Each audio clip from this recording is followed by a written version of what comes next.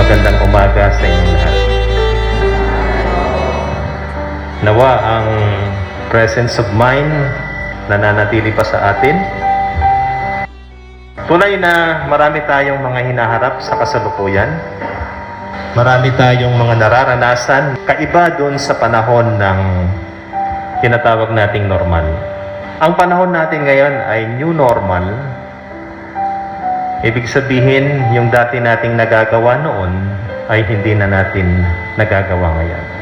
Ano mang uri ng labanan, maging ito man ay physical o spiritual, ang dapat bantayan ng tao na mahigpit na kalaban ay ang panahon.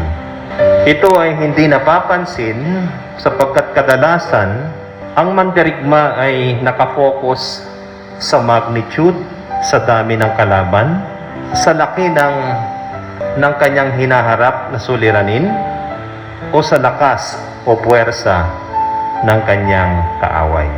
May isang laro sa larangan ng sports. Bagamat matalino ang player, hindi siya natatalo dahil sa kanyang katalinuhan, pero natatalo siya sa paggamit ng oras. Sino ba rito naglalaro sa inyo ng chess? Kuminsan ang chess, hindi lang puro talino ang ginagamit. Ginagamit kung papaano mo ginugugol ang bawat sandali. Sa sports na yon, magamat matalino ang iyong kalaban, matatalo mo siya sa paggamit ng oras. Ang banal na kasulatan ay nagsabi sa atin ng maraming mga ehemplo, mga talinghaga, mga paghahambing, na ang buhay natin sa mundo ay very limited. Inahalin tulad tayo na parang singaw, anino o bulaklak na hindi namamalagi. Ang realidad tungkol sa panahon, kaya ito ay mahigpit na kalaban, wala tayong kapangyarihan o kakayahan na patigilin o i-hold ang paglipas nito. The ticking of time is beyond our control. Ikalawa, may panahong ukol ang bawat bagay sa ilalim ng araw.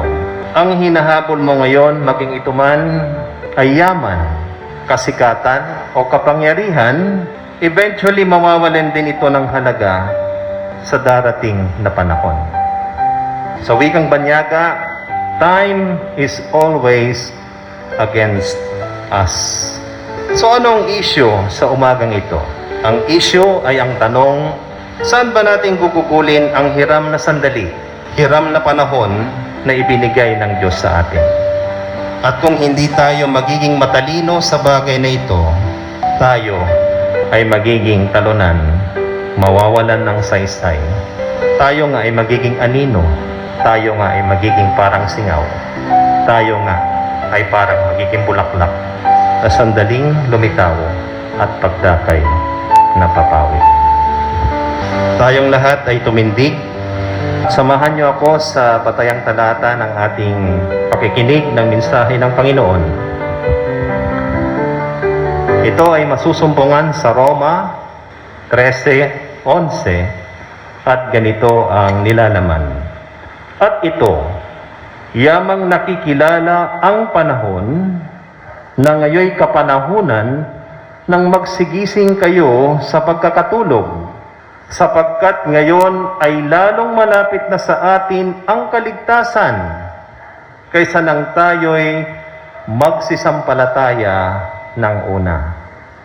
Ang mensahe ng Panginoon na magiging pagkain ng ating kaluluwa sa mga sandaling ito ay nagsasabi, gumising sa pagkakatulog at samantalahin ang panahon. Ang ginintuang talata na kalakip ng mensahe ng Diyos ay matatagpuan sa mga awit 121. Ang talata ay 4 na sinasabi, narito siyang nag-iingat ng Israel, hindi iidlip ni matutulog man. Manatili ang bawat isa sa pagkakatindig. Tayo'y mananang.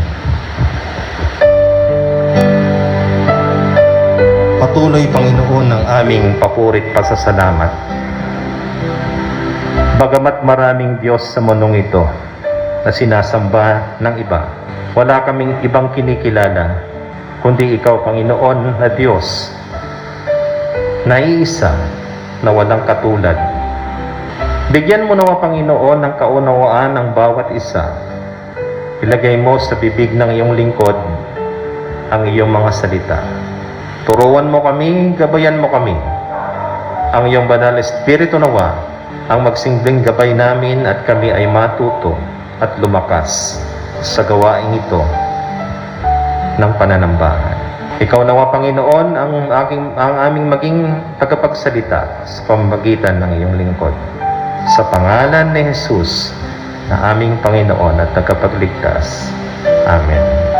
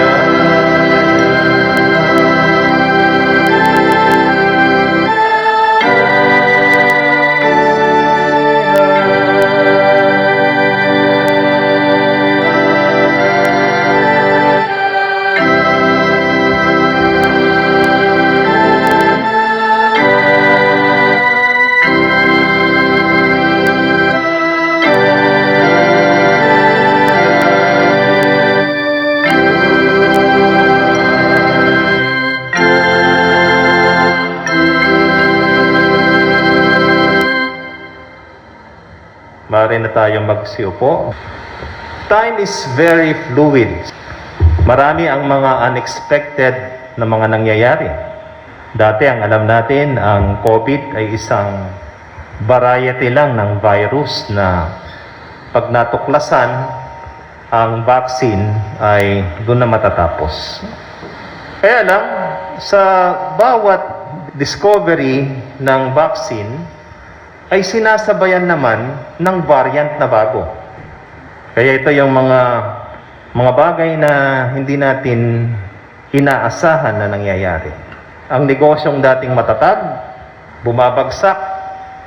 Ang trabaho na inaakala mong hindi mawawala, nawawala. Ang kita na inaasahan mong dapat tumaas, bumababa. Ang presyo ng iyong paninda ay pwedeng tumaas, pwedeng bumaba. Kaya masasabi natin na ang panahon ay very unstable. Kaya pinapaalala na ang bawat isa ay mag-ingat, magsuri, at higit sa lahat, pinapaalala sa atin ng Diyos na kung hindi tayo magsusuri tungkol dito sa kalaban nating panahon, mawawala lahat ang ating pinaghirapan. Sa Korinto 10:12, kaya nga't ang may akalang siya'y nakatayo, mag-ingat, baka mabuwal. Yung pinag-iingat na mabuwal, maraming factors. Hindi natin alam kung ano ba yung pwedeng dahilan kung bakit tayo pwedeng mabuwal. Maging ito man ay literal, kung nagpunta ka ng banyo, nakatapak ka ng sabon, mabubuwal ka. Kung nakatapak ka ng butas, pwede kang matapilok, pwede kang mabuwal. Sa spiritual na bagay, ito rin ay may kinalaman na pwede tayong mabuwal. Pag sinabing mabuwal ay kung di ka nababangon, ikaw ay talunan. Bakit tayo pinag-iingat?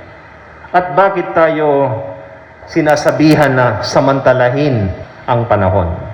Bakit nga ba? Bakit hindi na lang tayo magpapatumpik-tumpik at mahaba pa naman ang oras? Bakit ba itong talatang ating binasa ay ginigising tayo? Sabi, samantalahin ang pagkakataon. Sa Isaiah 5:27 ay sinasabing ganito. Sa talatang ito, sinasabi na ang puwersa ng kadiliman ay laging handa. Walang mapapagod o matitisod man sa kanila. Walang iidlip o matutulog man ni hindi man kakalagin ang pamigkis ng kanilang balakang o mapapatid man ang panali ng kanilang panyapak. Gaano kahanda ang puwersa ng kadiliman? Natutulog ba? Nagpapahinga ba? Can they afford to stop and do something? No. Consistent ang kadiliman sa paggawa. Ang sabi diyan, walang patid. Pwede nating sabihin na ang puwersa ng masama ay intact, alert, at double time sa paggawa. Tanong, sa church kaya, ganito rin ba ang lahat ng mga nasa loob? Tignan natin ang naging karanasan ni Apostol Pablo sa mga taga-Korinto, unang Korinto 11:30. Suriin natin ang katotohanan tungkol dito. Dahil dito'y marami sa inyo ang mahihina at mga masasakitin at hindi kakaunti ang nangatutulog. Paghambingin natin, puwersa ng kadiliman, hindi napapagod. Church, mahihina, masasakitin. Ito ba nalulungkot? Marami ang nangatutulog, physically and spiritually. Parang hindi yata match ang labanan. Yung isa alert na alert, yung kalaban naman pupungas-pungas. At ang nakakahiya na sinasabi ni Apostol Pablo, yung church, anong qualities na sinabi? Mahihina, masasakitin. At ang iba, hindi lang physical na natutulog. Although sa church natin, may mga talagang habitual na natutulog. Pag tuwing sermon, spiritual tulog din. Alam nyo, ang issue na ito ay hindi dapat binabaliwala. Ang pagkakatulog na binabanggit dito ay hindi gaya ng pagtulog sa gabi na kinakailangan mo ng 8 oras para magkaroon ka ng sapat na lakas para sa araw ng bukas. Ang pagkakatulog o pagtulog na sinasabi rito ay ang pagbaliwala, ang pagpapabaya o paglimot sa iyong tungkulin sa Panginoon. Ang pagkakatulog na binabanggit dito ay hindi literal, hindi napapansin, kaya marami ang natutukso. At ganito ang sinasabi sa Kawikaan 24:33. Kaunti pang tulog, kaunti pang pagidlip, kaunti pang paghalugip-kip ng mga kamay upang matulog. Could you imagine kung yung physical na pagtulog ay nakita mo yung mata, pikit, tulog na yon. Pero sa spiritual, mapapansin mo ba? Hindi kaagad napapansin. Kaya marami ang humahalukot-kip ng kanilang mga kamay at sinasamantala inuubos ang panahon sa pagtulog. Paano natin ito ilalarawan sa totoong buhay o nangyayari sa loob ng church? Makinig kayo. Ito ay larawan ng mga passive members. Nananatili sa kalagayang ayaw gumalaw, ayaw gumawa, inuubos ang pagkakataon sa kanyang comfort zone. Kung saan madali, nandun siya. At kapag mahirap, tulog. Pag madali, gising. Pag walang pagkain, tulog. Pag luto na ulam, gising. Comfort zone. Subalit, hindi niya nalalaman na unti-unti siyang ginagapang ng pagkasira at ang biglang pagdating ng tinatawag